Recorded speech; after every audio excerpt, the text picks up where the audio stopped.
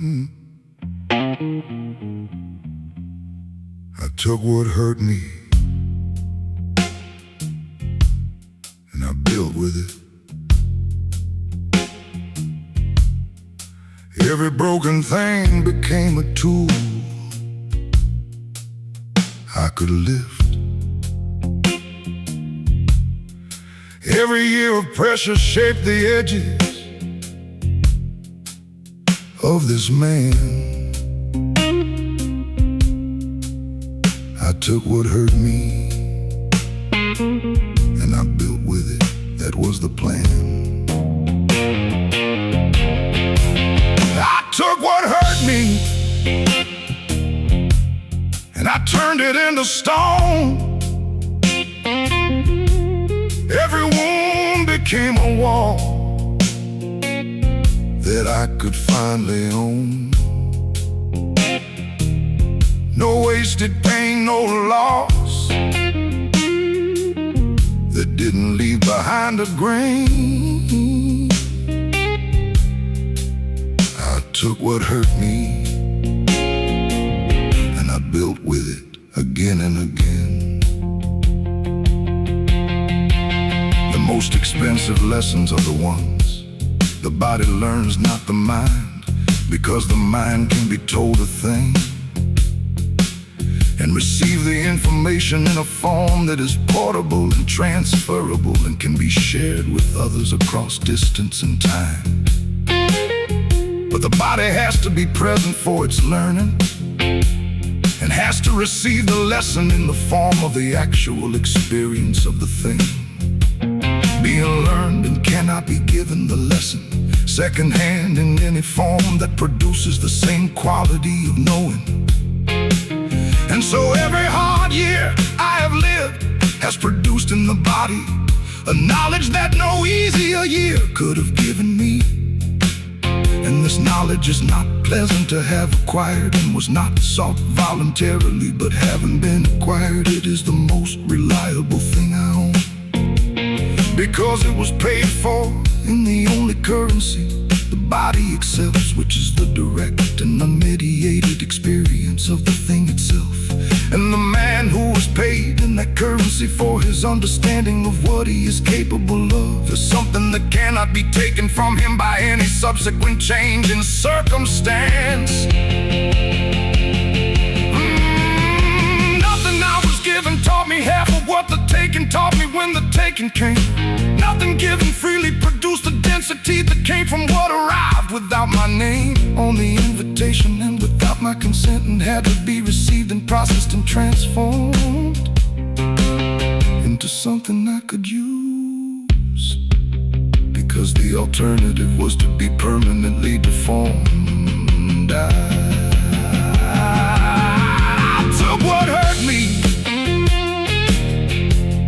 and I built with it,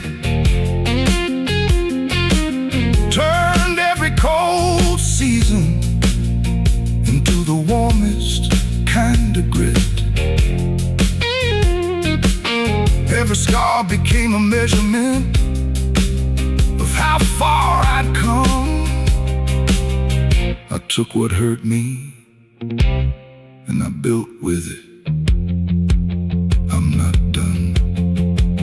There is a practice that the men I came from understood, without naming it and without discussing it and without acknowledging it as a practice at all, which is the practice of taking what arrives in the form of damage and extracting from it everything that can be used in the construction of the continuing life, and discarding only what cannot be used. And this practice requires a particular orientation toward what happens to you that is neither passive acceptance nor active resistance, but something closer to the craftsman's relationship with difficult material, which is to say a relationship of sustained attention and patient pressure, and the understanding that difficult material work with the right tools, and the right patience produces something that easy material is incapable of producing. In the right tools, in this context of discipline and time, and the refusal to interpret what you have been through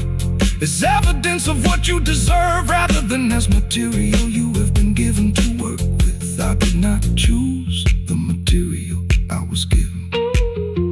chose what to do with the material I was given.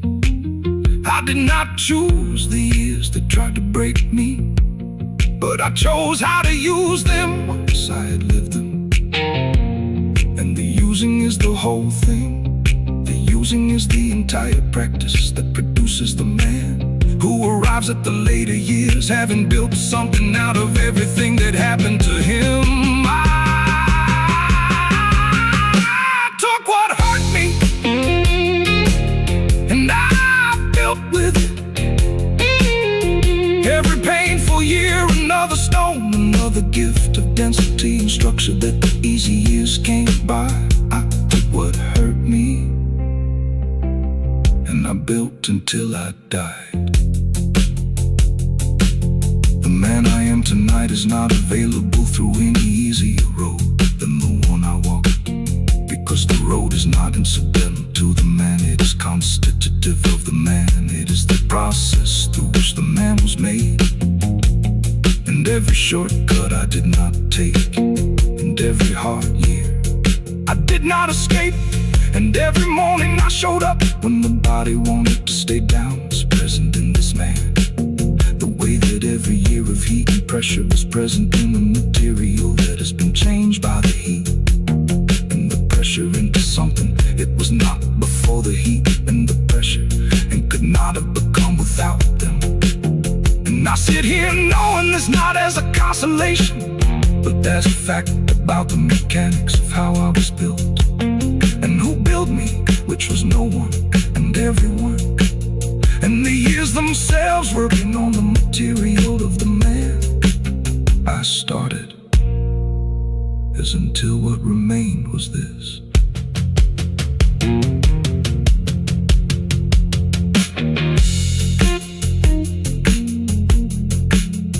Building with pain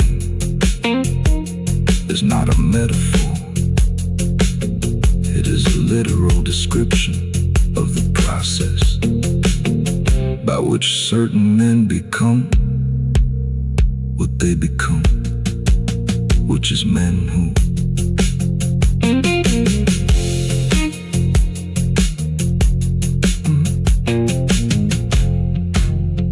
I took what hurt me, and I built with it. That was the plan.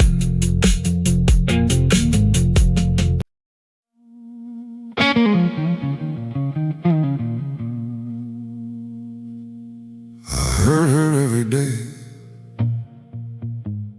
and I still showed up. Never put the weight down, never gave it up. Nobody counted the mornings I arrived already spent. I heard every day, and I still showed up. I still win.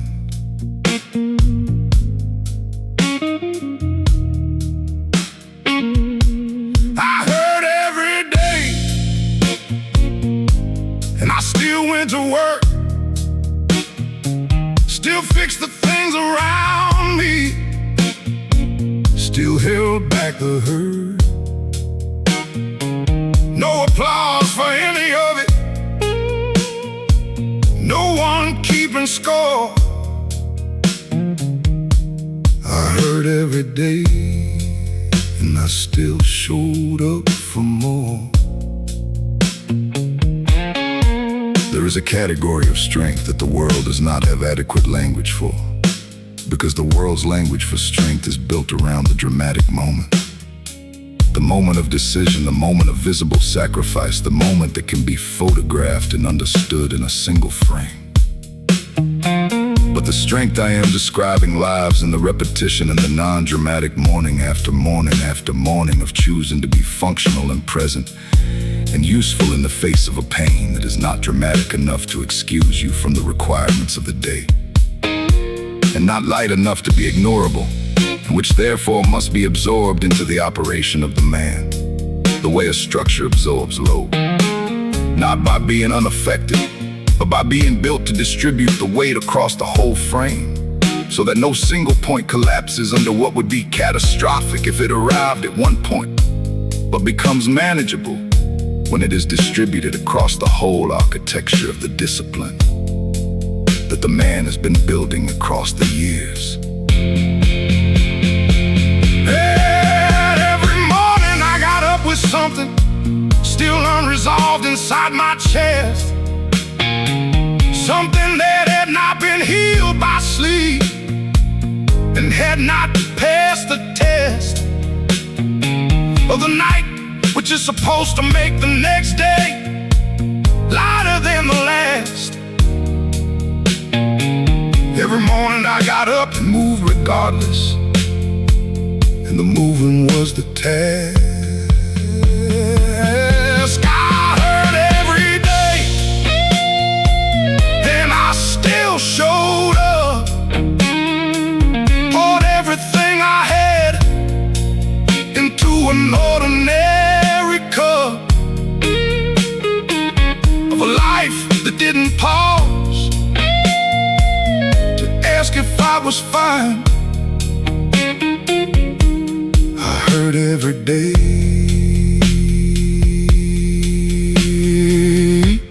and I still held the line. I watched men take leave from their lives for smaller things than what I was carrying without leave. And I do not say that with judgment, because every man's private weight is the heaviest weight he has ever personally carried, and is therefore the heaviest weight in his experience, regardless of how it compares to anyone else's.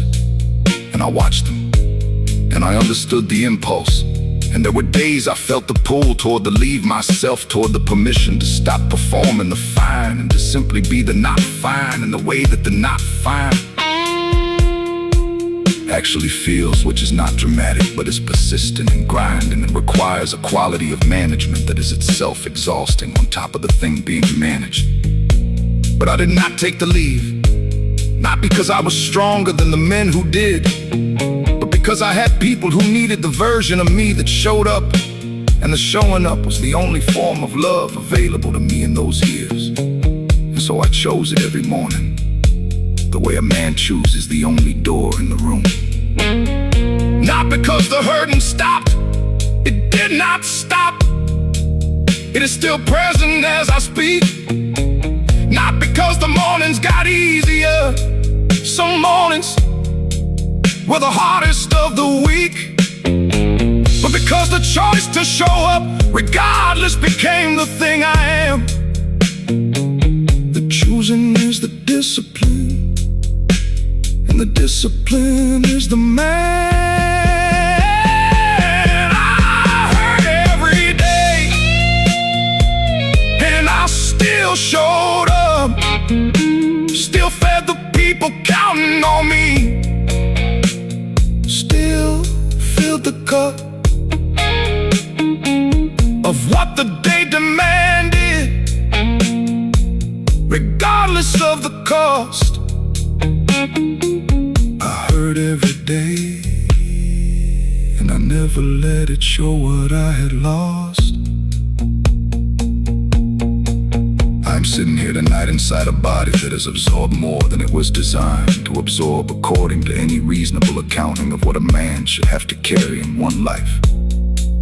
And the absorption has changed the body, the way the years of weather changes the surface of a building, not by destroying it, but by revealing in the surface the history of everything it has survived. And I wear the years in my posture, and in the particular way I move through a room, which is not the movement of a man who has been untouched, but the movement of a man who has been touched by everything and has continued anyway. And that continuation is the whole story.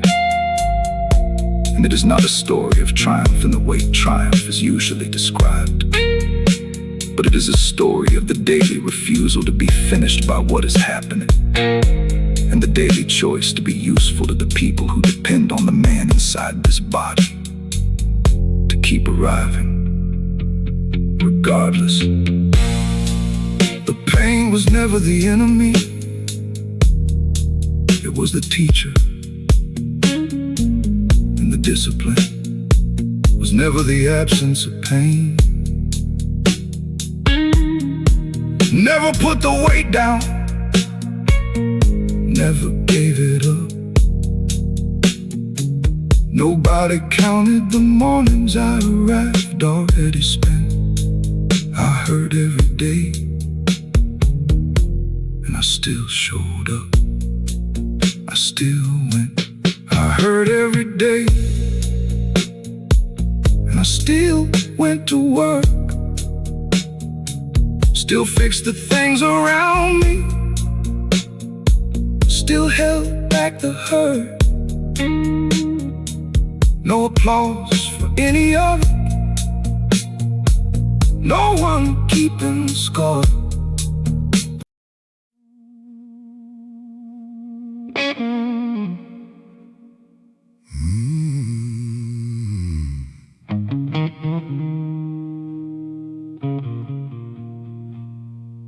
Discipline was the only church I ever trusted.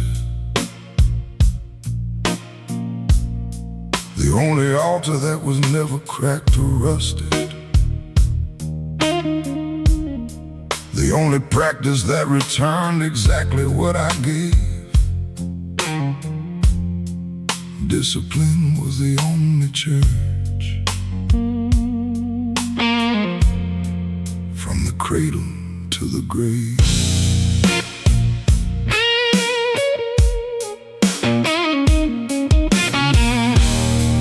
Discipline was the only sermon that held true. The only doctrine that delivered on what it said it'd do. Every morning at that altar I arrived alone. Discipline was the only church that I could call my home. I was raised in the presence of institutions that claimed to offer the man who committed to them fully the kind of structural support that would hold regardless of what arrived in the personal life of the man who had placed his faith in them. And one by one across the years, those institutions demonstrated the conditionality of their support, which was always contingent on the man's continued performance of the loyalty they required, and not on the man's actual need. And I learned from this the hard lesson that no external institution, however venerable, however well-intentioned, however surrounded by the evidence of its historical usefulness to men who had preceded me, could be trusted in the way that the internal practice could be trusted, because the internal practice had no agenda separate from the man's own development, and could not be revoked by a change in the external circumstance, and could not be taken by any loss, however significant, and could not be diminished by the opinions of any room, however persuasive. And I transferred my faith accordingly, not to the cold and joyless life that the word discipline suggests to men who have not practiced it long enough to feel the warmth that generates inside the man who shows up for it every single morning, without exception, and without the need for the morning to be welcoming before he arrives at the work. The practice generates the warmth, and the warmth is more reliable than any warmth that arrives from the outside, because the outside is not under the man's control, and the practice is discipline was the only church I ever trusted, the only foundation that was never once adjusted downward to accommodate the things I didn't want to face. Discipline was the only church that held its place. The morning practice has been the one constant in every version of my adult life, across the relationships that changed, and the jobs that ended, and the places I lived, and the people I lost, and the versions of myself I outgrew and had to leave behind in the rooms where they stopped being useful. And what the constancy of the practice produced across all those changes was a continuity of self that would not otherwise have existed, because the self that is defined only by its external circumstances changes every time the circumstances change, and has no stable center to return to when the circumstances become unfamiliar. But the self that is defined by its practice has a center that is independent of the circumstances and can be located and inhabited even in the middle of the most significant disruption, because the practice is there in the morning, the same as it was in every previous morning. And the man who shows up for it is the same man regardless of what changed in the night before. This is the faith that cannot be shaken by the evidence against it, because it is not faith in the absence of difficulty, but faith in the practice through difficulty. And the practice does not claim to prevent the difficulty, it only claims to make the man more capable of carrying it. And this claim it keeps every single time. Discipline was the only church I ever trusted. Every vow I made to it, I kept and readjusted upward every year as the capacity grew. Discipline was the only church that always came through. I kneel at no altar tonight that asked me to perform my devotion for an audience, and I have not kneeled at one since I understood that the performance of devotion is not the same as devotion, and that the audience for real devotion is always only one person, which is the man himself.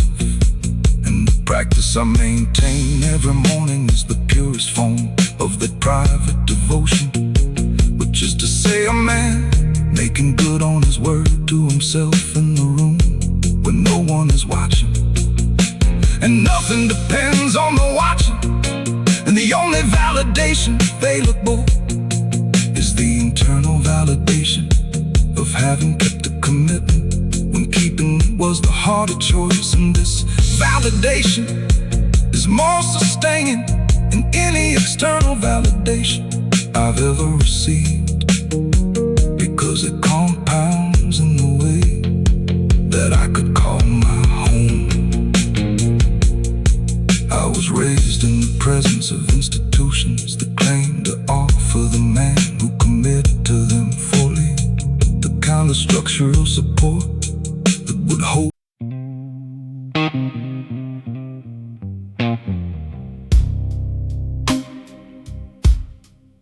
Man gave me a choice.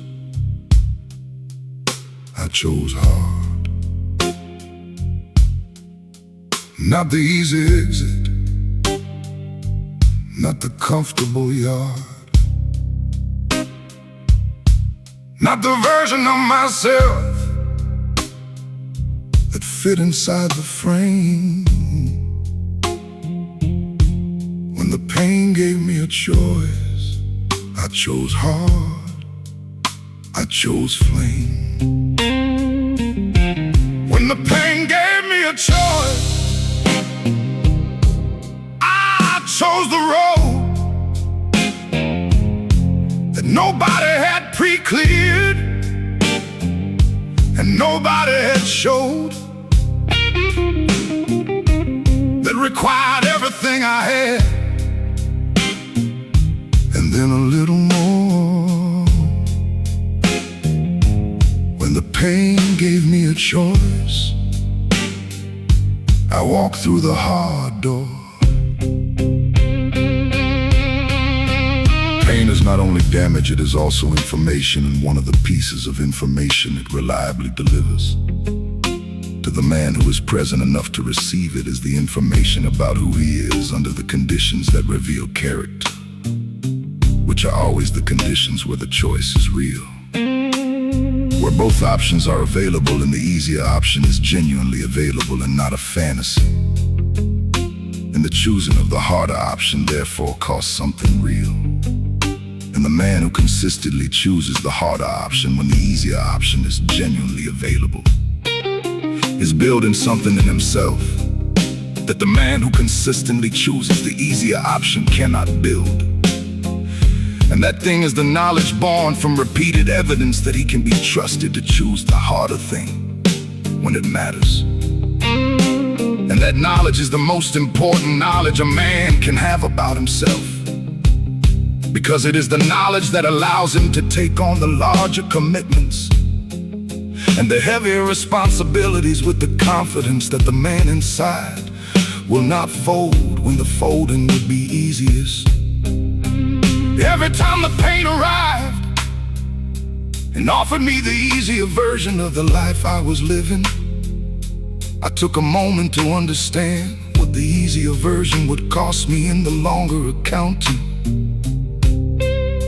And I chose accordingly, which was not always the harder option, but was more often the harder option than the easier option. As the years continued and the practice of choosing deepened into something that resembled instinct, when the pain gave me a choice, I chose hard, chose the long road over the shortcut, chose the scar over the smooth surface that hides what it conceals. When the pain gave me a choice, I chose what heals. The moment of choosing is always smaller than the story we tell about it afterward, because in the story of the choice, there is weight and drama and significance, and the man in the story is aware of the significance as he makes the choice. But in the actual moment, the moment is just a moment like any other morning moment. And the man is tired, and the bed is available, and the work is waiting, and the pain is present, and the question is only which direction.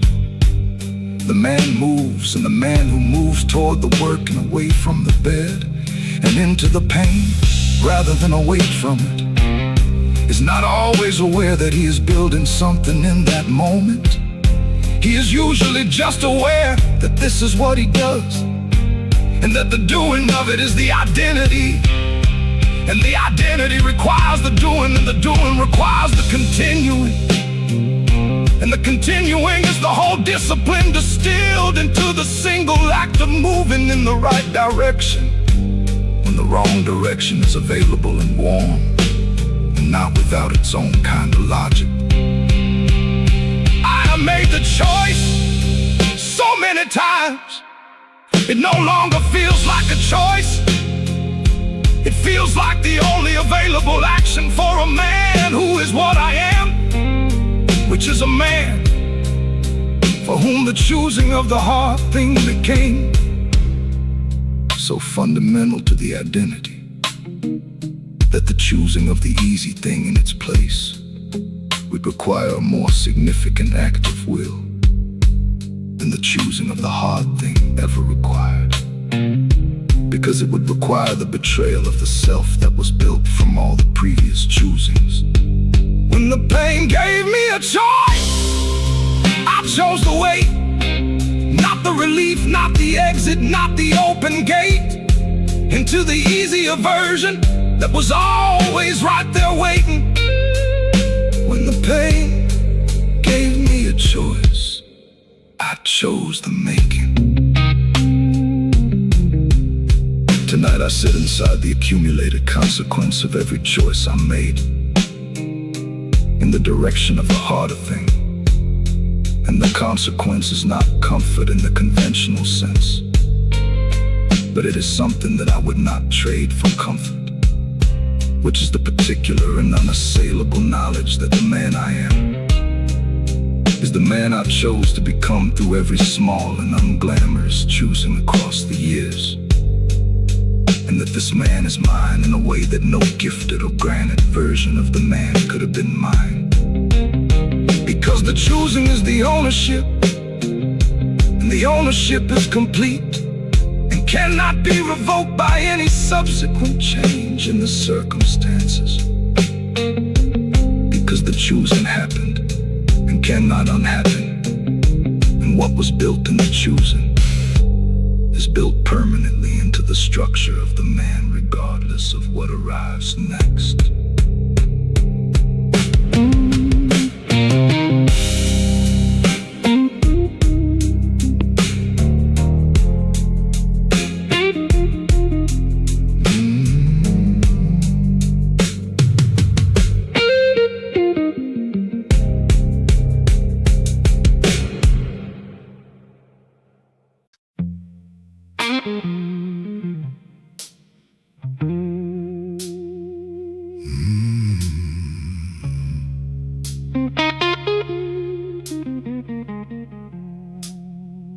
The pain stayed, so did I.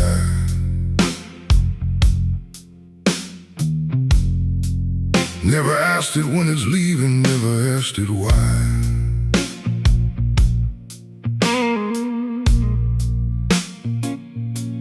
We learned to share the same body, the same road, the same code. The pain stayed, so did I.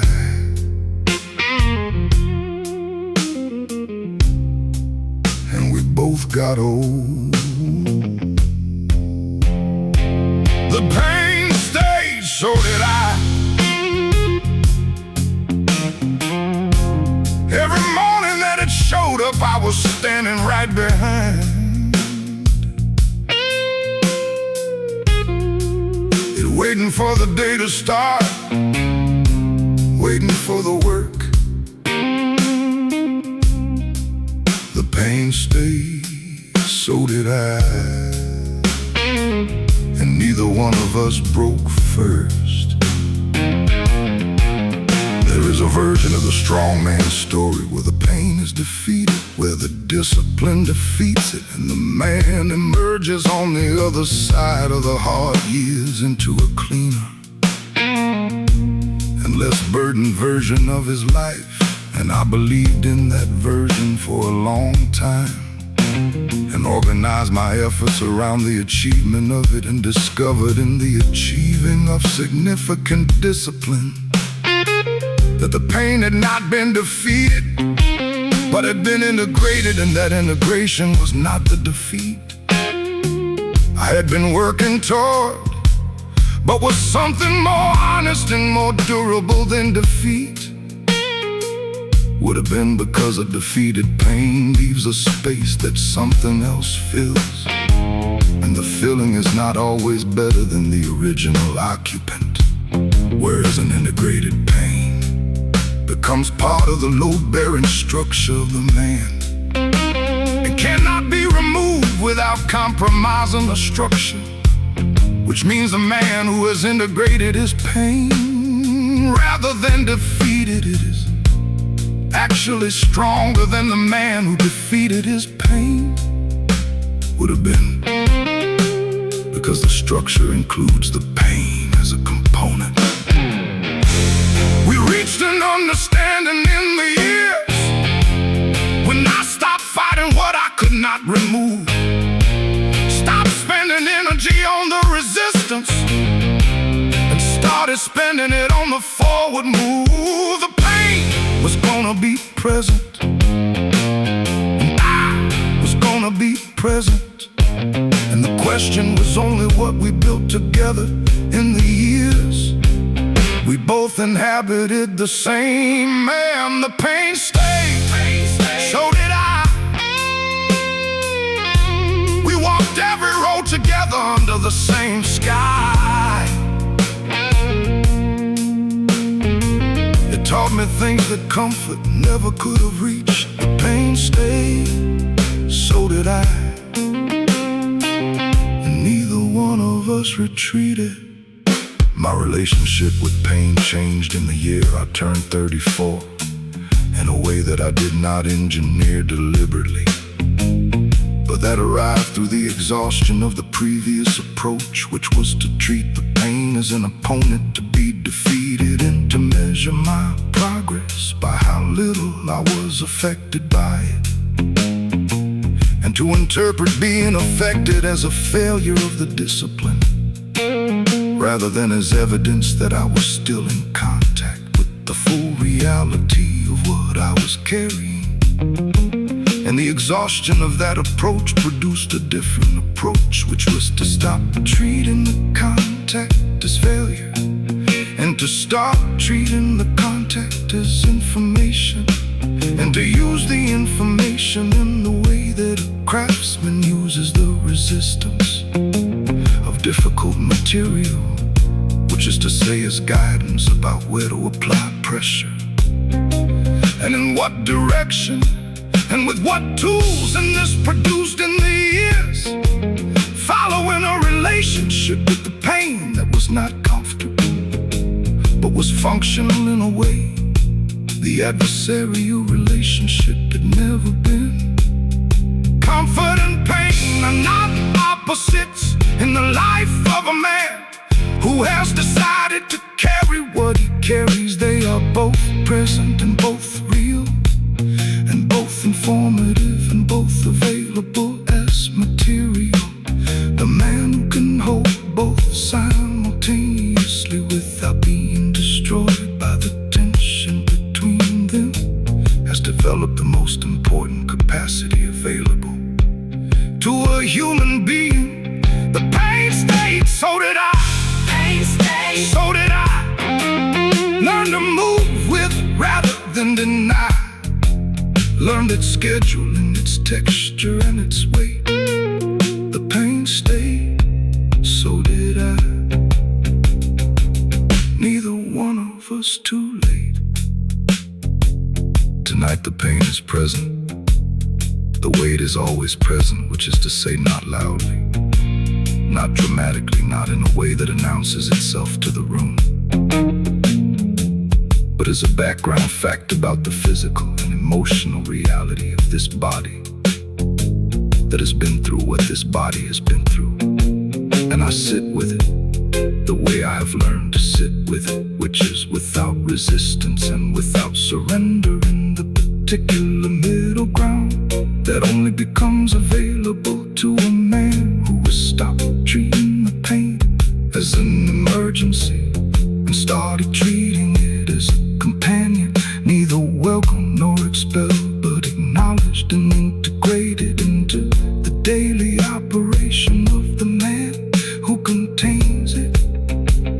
And from that middle ground I can be fully present in the room, and fully present in the room, and fully functional in the world, and fully available to the people who depend on me without pretending. The pain is not there, which would be dishonest, and without being consumed by it, which would be useless. Staying is the whole discipline. Never asked it when it's leaving, never asked it why. We learn to share the same body, the same road, the same code. The pain stayed, so did I. And we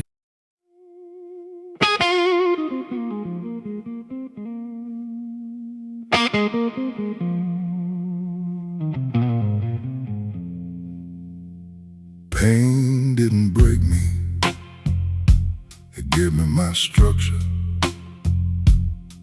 Every wound I survived became the frame of my future. Every night I almost didn't make it laid the bone. Pain didn't break me, it built me into stone.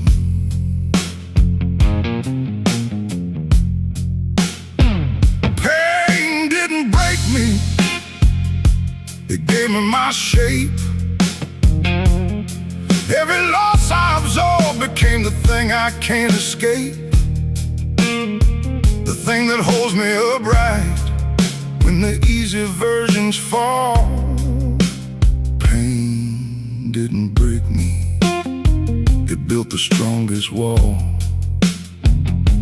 I used to believe that strength was the absence of the thing that hurts you, that the man who had arrived at real strength had somehow moved beyond the reach of the pain that dismantles softer men.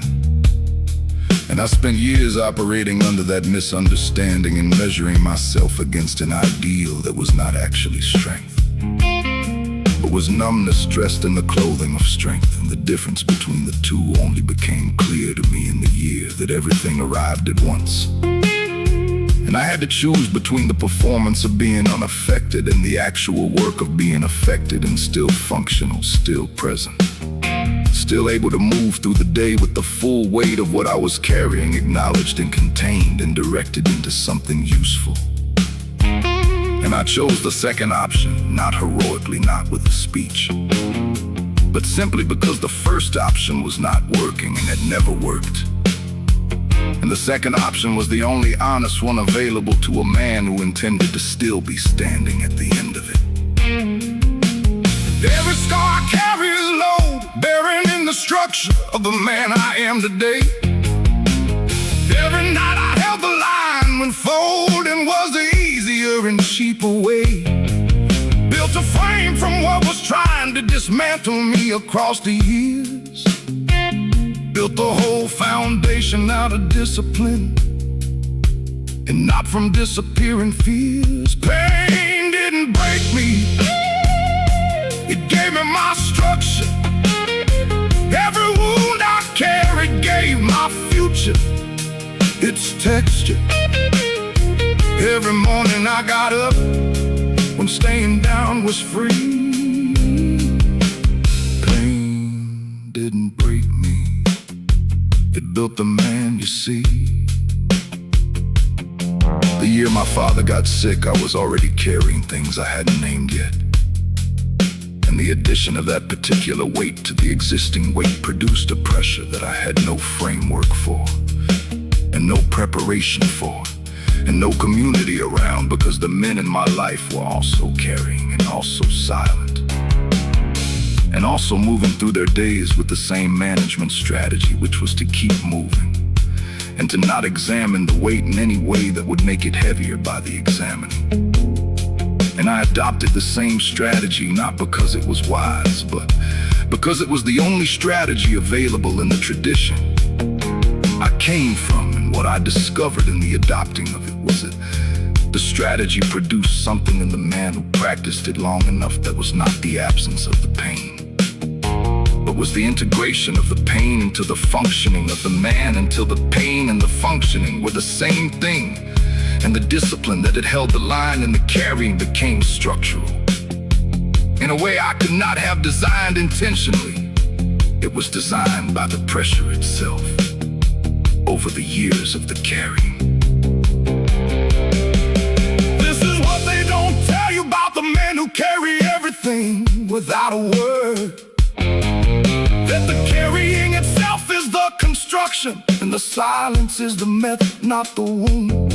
That what looks like endurance from the outside is architecture from within. That the man who carries longest builds the deepest and most permanent discipline. Pain didn't break me, it gave me my structure. Every year of pressure made my frame grow rougher and stronger and more able to absorb what comes. Pain didn't break me, pain is where I'm from. Tonight I understand something about myself that I could not have understood in the years before the pressure. And the understanding is this, that I am not strong in spite of what I have been through, but because of it in the literal structural sense, that the beams inside this man were shaped by the years of load bearing and would not have the density they have without the load. And this is not a consolation, it It is an accurate description of the mechanics of how a certain kind of man is made, which is not through the granting of strength as a natural endowment, but through the application of consistent and serious pressure over years long enough for the material to change in response to the pressure and become something that holds more than it could hold before the pressure was applied. And I would not trade the pressure for the easier version of myself that would have existed without it, because the easier version would not have been able to hold what needs to be held in this life that I am responsible for. Discipline is not.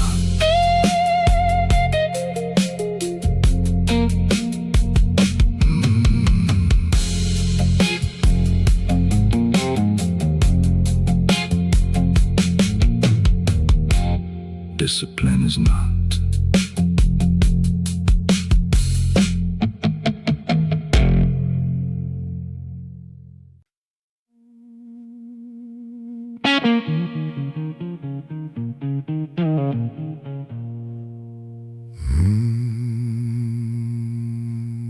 Discipline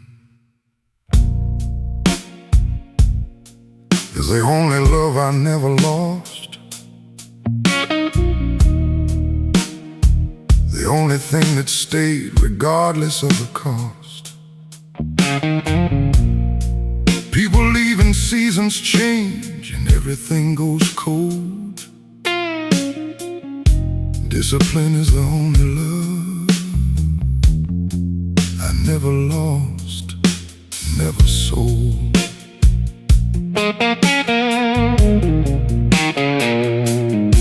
Discipline is the only love that always showed back up, that never needed me to be anything but enough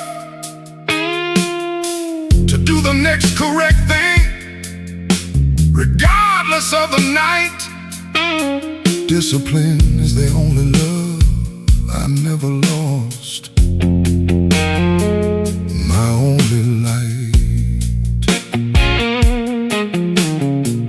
There were years when everything I thought was permanent turned out to be conditional on things I couldn't control and couldn't predict, and the conditionality of it revealed itself in the particular way that these things always reveal themselves, which is not through a single dramatic moment, but through the slow accumulation of smaller departures, each one manageable on its own, but collectively amounting to the removal of everything I had organized my understanding of stability around. And in the aftermath of that removal, I was left with the inventory of what remained, which was not empty, but was not what I expected it to be. And what remained most clearly and most reliably and most without apology was the practice, the daily practice of showing up for the work. Whatever the work was, in whatever form the work presented itself that morning, and doing it without the emotional preconditions I had previously attached to it, which had always been the fragile part of the arrangement anyway. Every other love required something in return for its remaining. Every other love had terms embedded in the sustaining. Only this one asked me only to continue and to show. Only this one stayed beside me in every cold I know. Discipline is the only love I never lost, the only constant through the turning and the cost.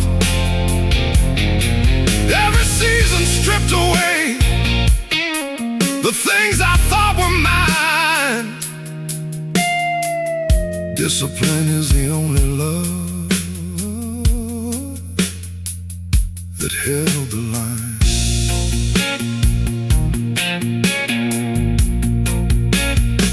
I have loved people who were worth loving, and I have loved them fully, and the loving was real. And the loss of it when it came was real in proportion to the fullness of the loving. And I do not diminish that reality by what I am saying now. But I'm saying now that there is a different order of reliability that exists in the practice as opposed to the person, and the practice cannot leave and cannot change its terms and cannot decide one morning that it needs something you are not able to give, and cannot grow in a direction that takes it away from you. And I learned to love the practice with the same quality of attention I had previously reserved only for people. And what I found was that the practice returned the attention in kind in the only way a practice can, which is by becoming more useful and more precise and more available to me in proportion to the quality of attention I brought to it. And this exchange has been the most reliable relationship of my adult life.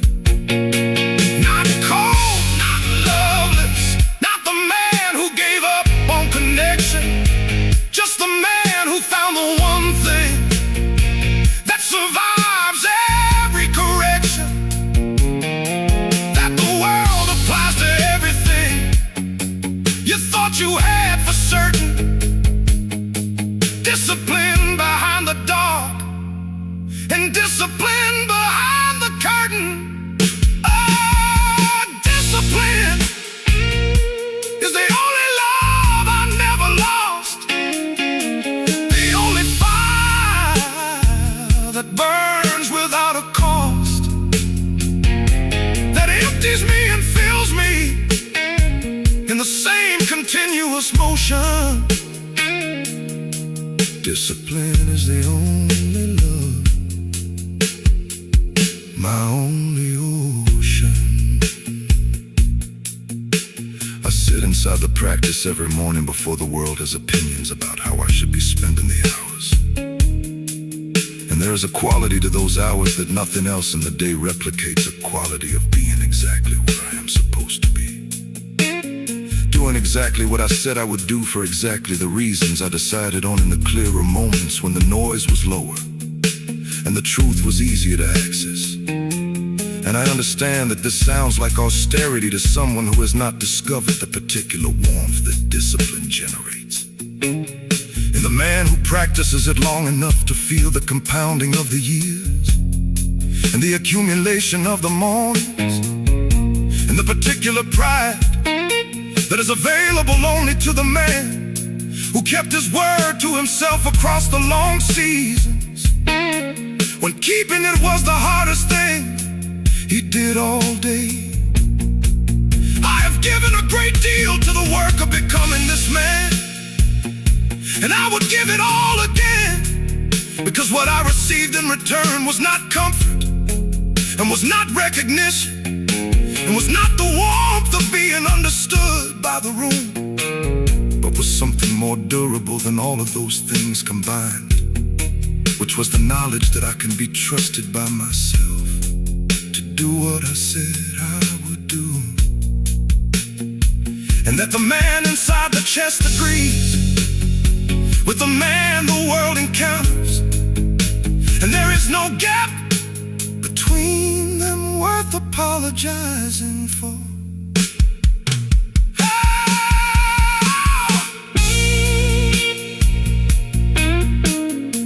Discipline is the only love I never lost.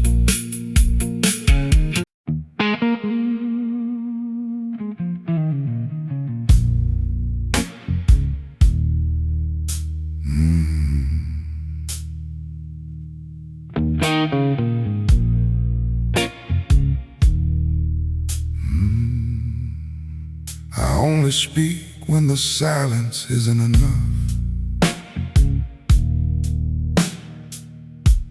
when the weight of what I'm carrying gets too heavy to bluff, when the truth needs a voice and the voice needs to be clear. I only speak when the silence isn't enough, and then they hear. I only speak silence isn't enough, when what I've built needs words to carry what it does, when the room needs a sentence that will stand when I am gone, I only speak when the silence isn't enough to carry on. Most of what I know I learned in silence, and the silence taught it better than the talking ever could. Because silence is the medium in which the real information travels without the interference of the performance that surrounds most human speech, which is not designed to communicate, but to manage impression, to control the image of the speaker in the listener's understanding. And real information cannot survive that process intact. It arrives already compromised, already shaped by the needs of the speaker, rather than the reality of the thing being described. And I discovered this early, and I made the decision early to treat speech as a resource with a cost attached to it. A resource you spend carefully and only when the alternative, which is silence, is insufficient to convey what the moment actually requires. Because silence conveys most things more accurately than speech.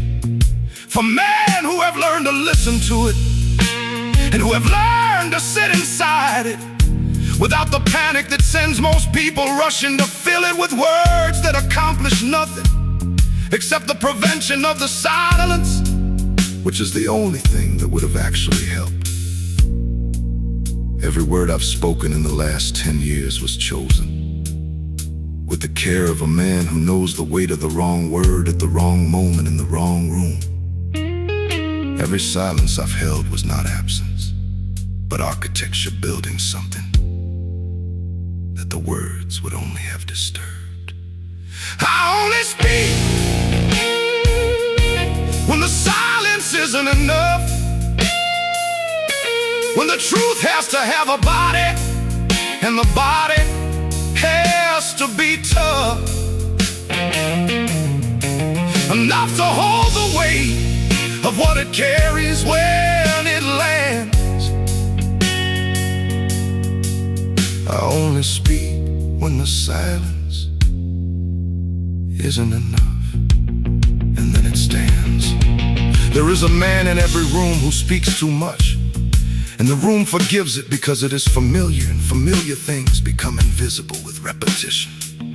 But the man who speaks rarely becomes the most audible person in any room he enters, not because he is louder, but because the room has learned to attend to him with a particular quality of attention that it does not offer to the constant speaker. Because scarcity creates value in language the same way it creates value in everything else. And the man who has learned this carries a power in his restraint that most men would trade a great deal to possess and cannot buy. Because it is not for sale, it is only available through the practice of holding the silence until the silence is no longer adequate to the moment, and then speaking with the full weight of everything that has been withheld in the moments before. And the room receives it differently than it receives the speech of the man who speaks all the time, because the room has been prepared by the silence to hear something real. My words cost something, and I price them accordingly, and I do not discount them for the convenience of a room that would prefer the comfortable noise to the uncomfortable truth. When I speak, it is because the silence has done everything it can, and what remains requires a voice. I only speak when the silence isn't enough, when the moment demands more than stillness and restraint and tough endurance of the pressure to perform the way the room expects. I only speak when the silence isn't enough, and then I connect Tonight there are men around me filling every available space in the conversation, with the particular noise of men who are afraid of what the silence would reveal about them. If they allowed it to exist for longer than a few seconds, and I sit inside my portion of the quiet, and I feel the difference between the two modes of being in a room, and I know which one is more expensive, and which one produces the better return on the investment of the years and the work and the discipline.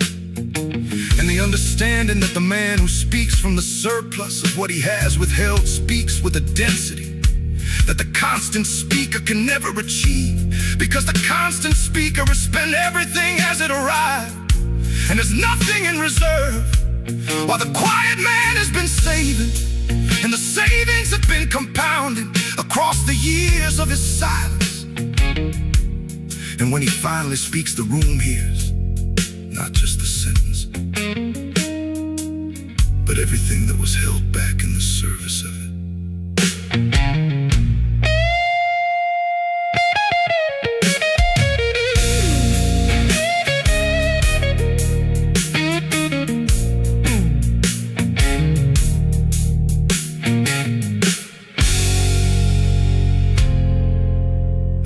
Speak when the silence isn't enough. Tonight there are men around me filling every available space in the conversation, with the particular noise of men who are afraid of what the silence would reveal about them. If they allowed it to exist for longer than a few seconds, and I sit inside my portion of the quiet, and I feel the difference between the two modes of being in a room, and I know it.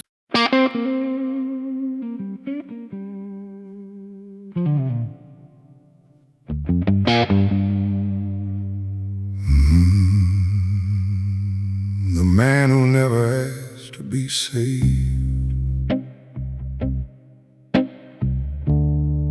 learned how to save himself.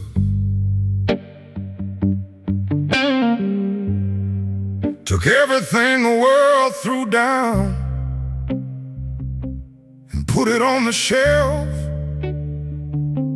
of things that made him harder, things that burned him clean. The man who never asked to be saved became everything.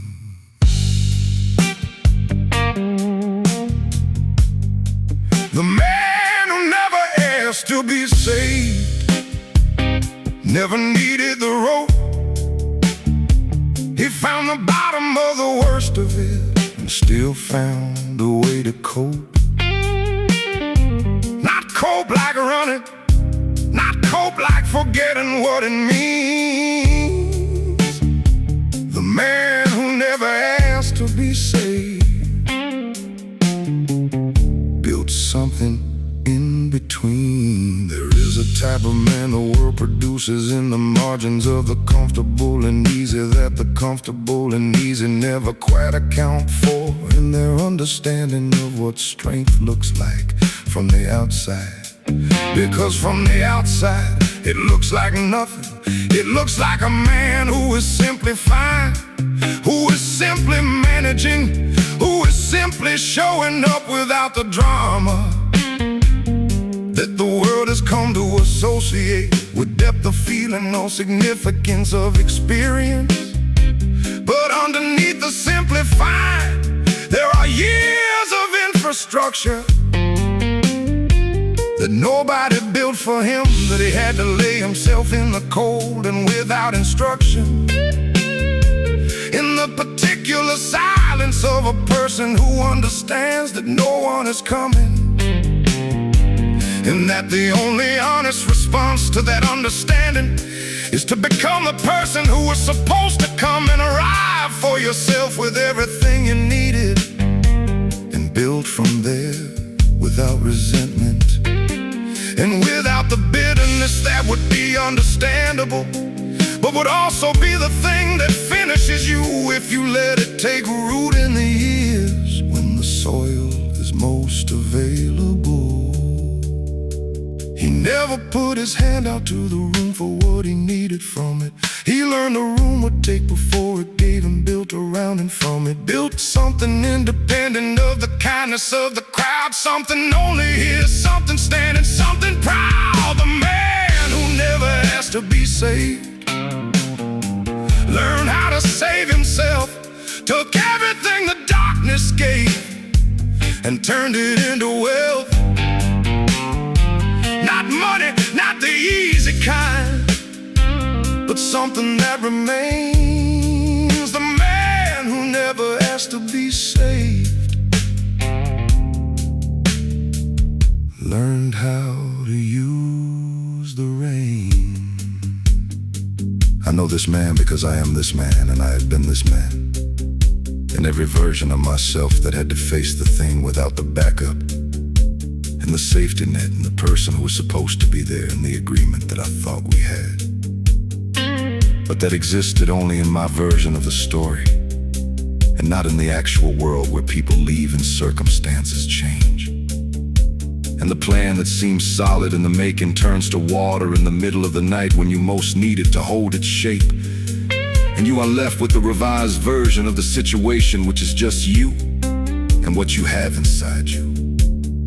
And the question of whether what is inside you is enough to carry the weight of what just happened and what comes next. And in that moment, the man who never learned to ask for saving has no choice but to discover that he was always capable of carrying it.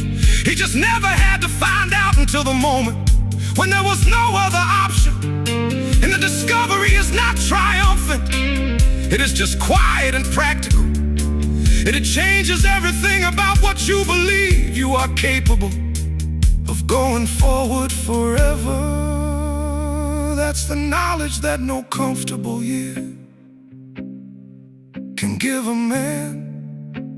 The knowledge of your own capacity that arrives without a plan, that arrives in the gap between the falling and the getting back to standing, that arrives in the particular silence of a man who kept his understanding. The man who never asked to be saved learned how to save himself, pulled himself from every bottom back up to the shelf of the living and the choosing and the daily discipline. The man who never asked to be saved always found a way back in. I watch younger men tonight across this room perform the neediness like currency, like the admission of the wound is the credential that buys them the connection they are desperate for. And I understand it because I was there in the years before I learned the harder lesson, which is that the connection you buy with the performance of your damage is not the connection that sustains you. It is the connection that requires you to keep the wound open, to maintain it. And I chose differently, not because I am superior, but because I found that staying in the wound was more expensive than anything the connection was worth. And so I closed it myself with the only tools available, which were time and work and the particular discipline of choosing the next correct action, regardless of how I felt about the situation. And here I am on the other side of that, with something that belongs entirely to me, and that no one can revoke because no one gave it to me in the first place.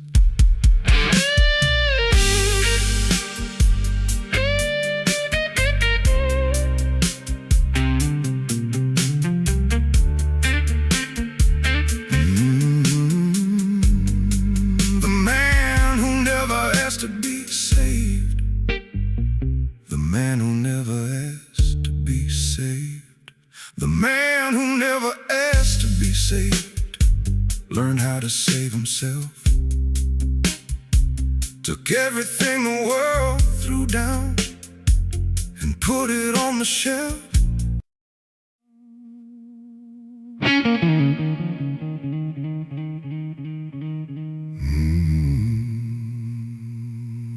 I was never loud, but I was always right. Never needed the argument, never needed the fight. While they were performing, I was building in the dark. I was never loud, but I always left my mark. I was never loud, but I was always right.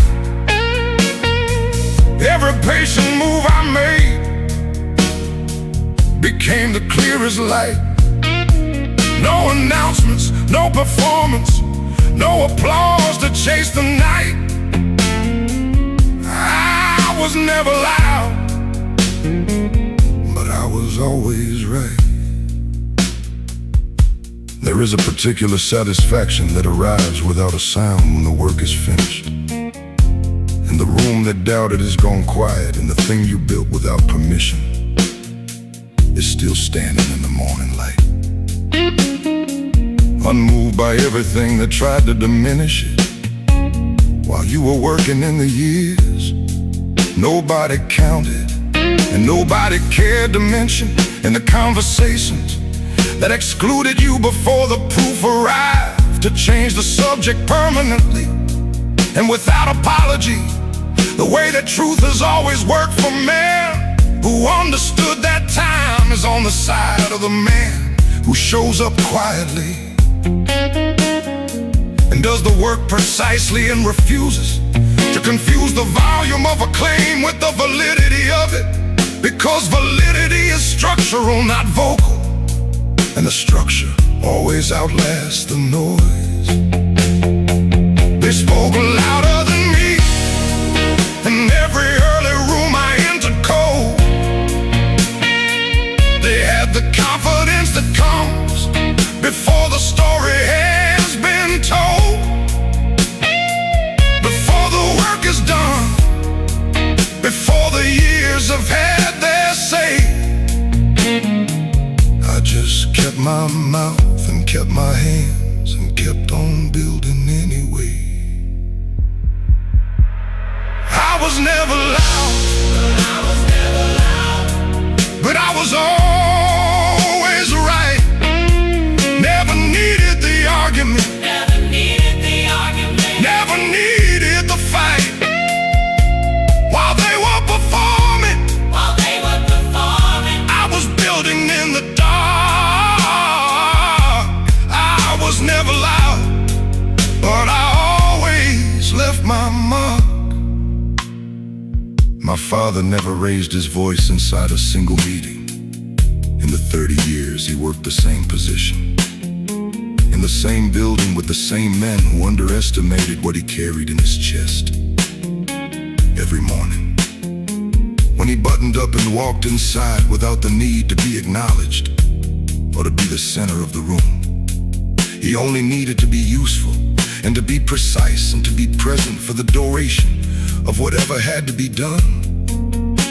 Regardless of the personal cost or the seasonal injustice of a world that rewarded the performer over the professional and the confident over the competent. But in the end, the building stands or it doesn't, and the bridge holds or it doesn't. And the man who built it quietly with his hands and his discipline and his refusal to be anything other than exactly what the situation required turns out to be the only one that mattered. And my father knew that before he ever had the language for it. The same way all the quiet men who came before us knew it in their hands before they knew it in their words. The volume of a man's conviction is not located in his throat. It lives in what he does at 4 in the morning with no witness and no vote. It lives in the accumulation of the mornings he didn't fold. It lives in what he didn't say and what he quietly controlled.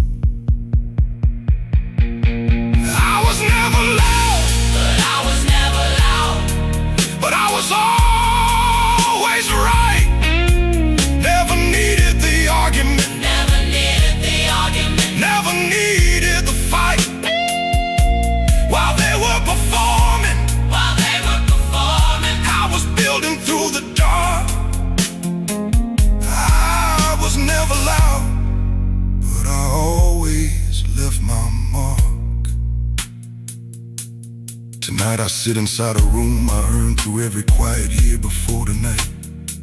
And there is no one here who knew the version of me that was tested by the years. They tried to take this from me before I had the strength to hold it. And the room itself doesn't know the price of the seat I'm sitting in the glass I'm holding. Doesn't know the hands that grip the colder things before it, and the music playing low. Doesn't know the silence that preceded it, in all the rooms where I was working, while the music played somewhere else for someone else who needed it more visibly than I did. Because I had the work, which was its own kind of music, the repetitive and patient and unglamorous music of a man who understands that the only audience that matters in the final accounting is the man inside the chest, the one who knows exactly what was paid and whether it was worth it. And for me it always was. Not because winning feels the way they sell it in the stories about winning, where the room turns and the light changes and someone finally sees you and says the words you needed to hear since the beginning. Not like that at all. More like a Tuesday morning, where you look at what you built and recognize yourself in it completely and without apology, and understand that the quiet was never the weakness they assumed it was. The quiet was the method. The quiet was the whole plan. I was never loud, but I was always right. Always right. Oh, I was never loud, but I was always right. Never needed the argument, never needed the fight.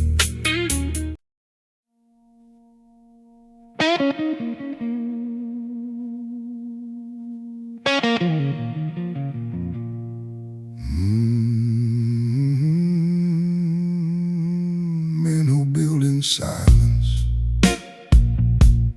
never beg for noise, never need the crowd to validate the choice, never need the headline or the name above the door. Men who build in silence always build for more. Men who build in silence let the structure speak. They don't chase the mountain when they're at the peak. They just keep on building when the watchers all have gone. Men who build in silence keep on building on and on. There is a particular kind of man who works when no one is accounting, who lays the groundwork in the hours that the rest of the world is discounting. As rest as sleep as recovery from the performance of the day, who understands that what gets built in private never gets taken away by opinion or by circumstance, or by the turning of the crowd, who never needed anyone to witness what he built to make it proud, to make it real, to make it permanent, to make it worth the cost of the years. Because real things don't require an audience, they only require the man who perseveres. The building is the validation, the structure is the proof. The years of showing up are the only honest truth that matters in the long account that no one else can read. The work is the applause for men who plant their own seed. Men who build in silence, never beg for noise, never need the crowd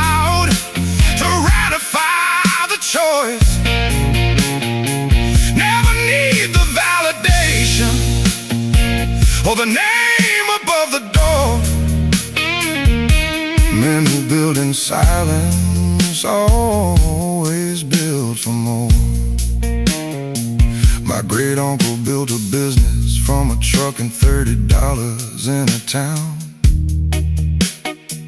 that didn't want him there, and made sure every door came down before he got his foot inside. Every handshake came revoked, every invitation was a test to see how quickly he would fold. He didn't fold, he just got quieter, just got more precise and more contained.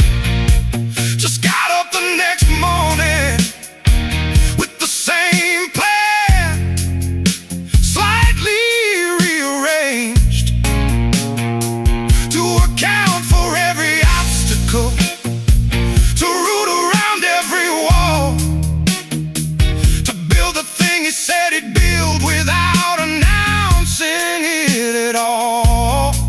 And 30 years from that cold morning, with a truck and $30 on the dash, he sat inside an office that was his and never once looked back. Not at the men who doubted him, not at the doors that closed in the early years, because the building was complete, and the building was the only thing that he could hear. That's the discipline that doesn't need a witness to sustain. That's the kind of man who builds regardless, and regardless of the pain, who understands that every year of quiet work is compound interest in the cell, who never put his word on any shelf. Man who build in silence, never beg for noise. They move through every obstacle with composure and with poise. They never need the room to turn, they never need to be adored. Men who build in silence are the ones who can afford. I watch men spend their building years performing the idea of building to the crowd, announcing the foundation while the actual foundation crumbled, making everything loud, making every obstacle a story, and every setback a performance for the feet, while men beside them in the quiet actually met every need of the actual work, of the actual structure, of the thing that takes you years and doesn't care whether you told anyone about it, whether anyone was there to witness the decision and the discipline and the price of every early morning. The work doesn't care about your audience, the work only cares about you showing up for it completely, without the armor of the performance in the brand. Just a man and what he's building, and exactly what he has at hand, which is never everything he needs, and always less than what the job demands. But he builds anyway, with whatever is available. That's what it means to stand. Building in silence is not humility in the passive sense of shrinking.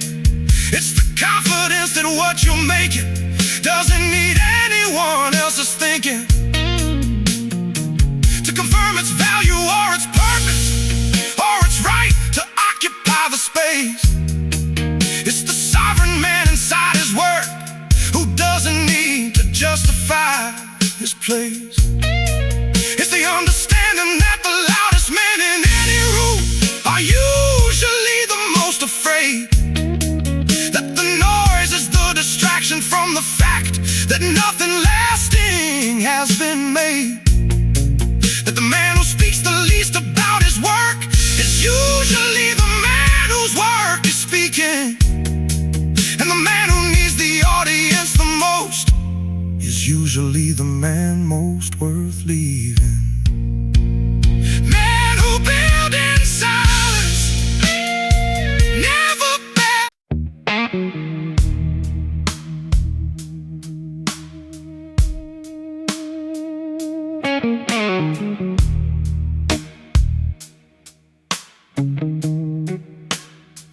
heaviest things I carry have no name.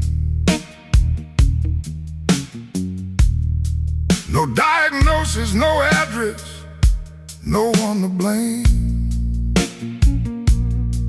Just a weight I've had so long I forget it isn't part of me. The heaviest things I carry have no name, but they are free.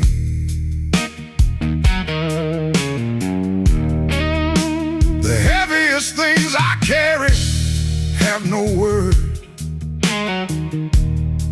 too deep for language, too specific to be heard by anyone who hasn't lifted something similar and stayed.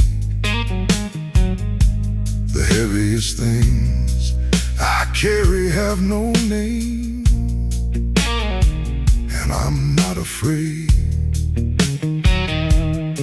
The named things are manageable because language gives them boundary, and boundary gives them edge, and edge gives you something to push against and organize your response around. The named things have communities built around them and protocols developed for their carrying, and people who have gone before you on the same specific road and left markings on the walls for the ones who came after. But the unnamed things have none of that. They exist in the particular solitude of the experience that does not map cleanly onto any existing category, and so cannot be shared in any form that reliably produces understanding in the listener, and must be carried in the interior without the infrastructure that named things receive. And the men who carry the unnamed things carry them in a way that is invisible even to the people who are closest to them, because the closest people can only see what has a name and what can be placed inside a sentence that the listener recognizes. And the unnamed thing sits below the level of the sentence and the level below language, where only the man who carries it knows the weight of it in his chest. I've been asked what's wrong so many times by people who needed the answer to fit in a sentence they could respond helpfully. And I've given them the sentence that was closest to the truth without being the truth, because the truth was not available in the format the question required. And I have watched the gap between what I said and what I carried widened across every year of the carrying. The heaviest things I carry have no name, no map to follow, no road already came before me through this particular wait and dark. The heaviest things I carry left their mark. There is a weight that arrives in the late 20s for certain kinds of men who have been carrying longer than they were designed to carry without instruction. And it is the weight of the accumulation of all the unnamed things across all the preceding years. And it sits differently from any individual weight. It sits like the sum of them, and it has a particular quality of age to it, as if the things inside it have been there long enough to have settled into the structure of the man and become indistinguishable from him. And the way that old furniture becomes indistinguishable from the room it has always occupied. And the question is no longer how to remove the weight, because the weight and the man are now the same material. They have grown together across the years of the carrying. And to remove the weight would be to remove a structural element of the man himself. And so the relationship to the weight has to change from caring to inhabiting, from burden to nature, from something I have to something I am. And in that shift, there is not relief exactly, but there is a different quality of being inside it that is less about endurance and more about recognition. These are the things that shape me, not through the announced and dramatic moments of formation, but through the slow and quiet and daily pressure of being carried across the years, when everything else was also demanding to be carried. And the man who could carry all of it without collapsing under the weight of the unnamed ones, on top of the named ones, is the man I became without planning to become him. The heaviest thing I carry have no name, but they are mine, they are entirely mine to claim. Built into the posture, built into the way I move. The heaviest things I carry are the proof. I watch men tonight who have not yet discovered the unnamed weight. And there is something genuinely beautiful about that stage of a man's life, when everything that is heavy still has a name, and a community, and a protocol, and can be shared in a sentence, and received with understanding. And I do not envy them the discovery that is coming, not because the discovery is only loss, but because the discovery is a transition that cannot be undone, and that permanently changes the quality of solitude. From something uncomfortable to something necessary, from something you avoid to something you require, because the unnamed things can only be attended to in solitude. And the man who cannot tolerate solitude cannot attend to the unnamed things, and the unattended unnamed things, because